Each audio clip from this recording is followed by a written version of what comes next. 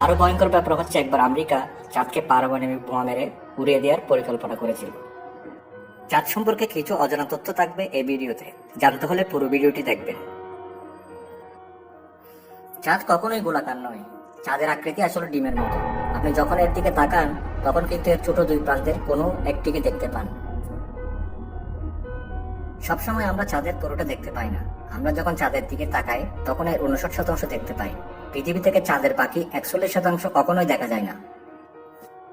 আপনি যদি এই তথ্য বিশ্বাস না করেন এবং এটা সত্য কিনা সেটা যাচাই করে দেখতে চাঁদের লুকিয়ে থাকা ওই 41%-এর উপর গিয়ে দাঁড়ান, তাহলে কিন্তু সেখান থেকে আপনি পৃথিবীকে দেখতে পাবেন না।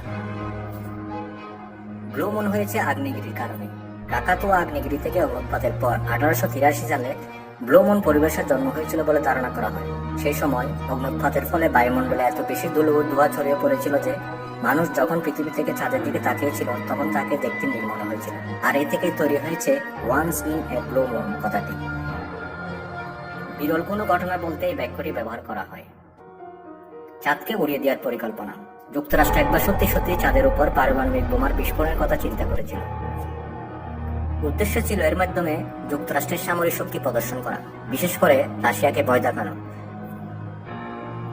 যুক্তরাষ্ট্রের মহাকাশ গবেষণা সংস্থা নাসার অত্যন্ত গোপনীয় এই পরিকল্পনার নাম ছিল a study of lunar research flights অথবা প্রজেক্ট A119। ড্রাগনের কারণেই গ্রহণের ঘটনা। সূর্য এবং পৃথিবীর মাঝে চাঁদ এসে পড়লে অথবা সূর্য ও পৃথিবীর মাঝে চাঁদ এসে দাঁড়ালে তখন সূর্য বা চাঁদের আলো সাময়িকভাবে ম্লান হয়ে যায়। একে বলা হয় চন্দ্রগ্রহণ কিংবা সূর্যগ্রহণ। একটি প্রাচীন চীনা বিশ্বাস হচ্ছে, একটি ড্রাগন যখন সূর্যকে গিলে খেয়ে ফেলে তখন সূর্যগ্রহণ হয়। তখন চীনারা তাদের পক্ষে যতটা সম্ভব আওয়াজ সৃষ্টি করতে থাকে যাতে ড্রাগনটি ভয় পেয়ে দূরে চলে যায়। চীনারা একসময় আরো বিশ্বাস করত যে চাঁদের গর্তের ভিতরে একটা বিশাল আকৃতির ব্যাঙ বসবাস করত। 400 কোটি বছর আগে মহাকাশ থেকে ছুটে যাওয়া একটি পাথর চাঁদকে আঘাত করলে ওই গর্তের সৃষ্টি হয়েছিল।